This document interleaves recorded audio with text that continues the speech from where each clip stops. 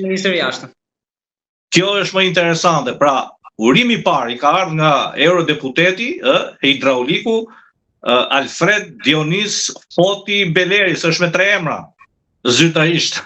Ka 3 emra, ka dhe Foti, ka dhe Dionisis, ka dhe Alfred. Ne thrasim shkurt Fredi, pra i pari që ja urovi zotit Ferit Hoxhës postin e ministrit jashtëm të Republikës Shqipërisë. Kjo është shumë domethënëse. Por që të gjithë neve kemi një rrugtim, dhe në fund të këtij rrugtimi të jetës do t'i bëjmë hesapin se çfarë do lejmë pas. Do lejmë tradhti, do lejmë heshtje apo do lejmë shkëlqim. Po jo them që zoti Rama dhe politikanë të tjerë, edhe qoftë zoti Ferit Hoxhë deri sot kanë lënë errësirë, tradhti për mua, tradhti kombëtare se ti bësh dëm shtetit tënd, është ti bësh dëm shtëpisë tënde. Kështu që është interesante që urimi i parë ministrit jashtëm ka ardhur nga Fredi Beleri. Dhe besoj që takimin e parë do ta bëjmë me Fredi Beleri dhe do bëj edhe një fotografi. Ku jemi dëshmitar që Fredi Beleri është shumë aktiv me pasaportën e tij eurodeputet në Parlamentin Europian, që kritikon Shqipërinë, nxin Shqipërinë me fjalët, me fjalimet e tija, me ato bllablat e tija. Kjo s'është gjë e mirë, shteti shqiptar duhet ta thrasë atë sepse është shteti i Republikës Shqipërisë Fredi Beleri, se e bal mbi Shqipërinë, mbi këtë vend që ti ke shtetësinë, ke pronë, ka një restoran shumë të madh në Himar, ndoshta është mbi 2 milionë euro vlera atij të restorantit dhe shumë prona të tjera atje që si ka të fituara me djers. Po përtek saj, edhe nga postimet tuaja pak javë më parë ishte te aktivitetet për ta shkëlqyer Vorja e Pirë, ndërkohë që edhe një deklaratë që ju e keni postuar, Facebookun e keni thesar me materiale që postoni, ai flet për 260.000, në mos gaboj 260.000 grek në Shqipëri. Apo gabohem? Greqia ka qenë një emision ke BBC-a në vitet 2000 apo 98, ku thoshin grek kemi 300.000, vllej kemi 250.000, Egjiptës kemi 300.000, edhe shqiptarët mbetën në pas matematikës 50.000. Nuk e di Fredi Beleri të qua në Vorje e Pirjot, sepse unë jam nga Gjirokastër, nga desa Gjirokastër është në Vorje e Pirë, që i thonë ata në Epirin e Veriut, pra dhe unë jam Vorje e Pirjot, po s'jam grek. Pra ato e llogarisin që të gjithë banorët e jugut të Shqipërisë janë grek. Kjo është smundje psikologjike e mesjetës e grekëve.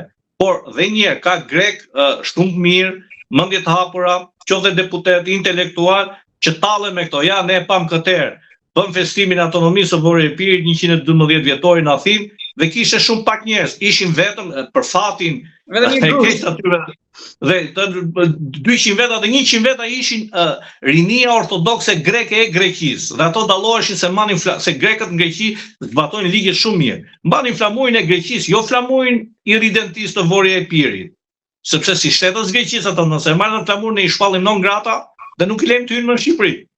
Dhe ato ishin dhe tagimitarët, ishin një nga drejtuesit që doli edhe me zotin Dule një fotografi qaf për qafe, një njeri i agimitar që agimi art në Greqi është shpallur terroriste, është mbyllur si organizat, si parti, ky ka bërë dhe disa muaj i burg, edhe ka shtaku me zotin Dule.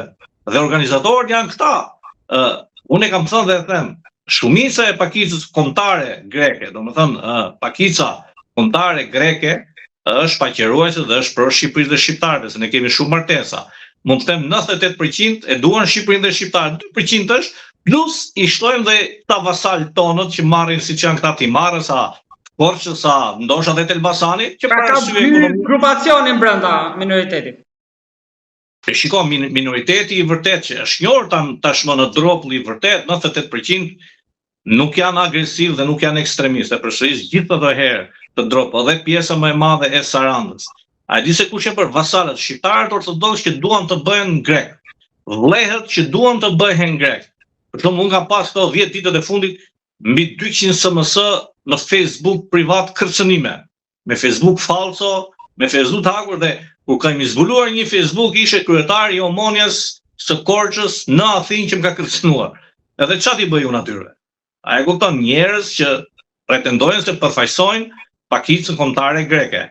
Pra, pakica kombëtare greke nuk e meriton përfaqësim nga rrugaç, kërcënues, njerëz në nivelin e mesatarës që kanë pretendime territoriale që dhe gratë, po ja u them që unë nuk jam njeri që përmend fen, fen unë nuk e quaj përcaktim rraftash, që gratë i kanë muslimane.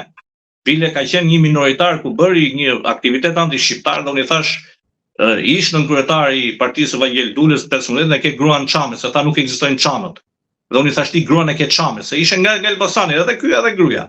Pra atë ti thua nuk ekziston, ne kemi shumë martesa të përzime brenda familjes, brenda rrethit familjar, brenda rrethit shoqëror, dhe atëherë ne duhet vritemi me njëri tjetrin, por janë segmente që paguhen nga sigurimi i Greqisë, nga shteti grek, edhe sidomos nga Rusia, që nxisin këtë miqësi apo këtë vllazëri apo këtë krushqi shqiptaro-greke.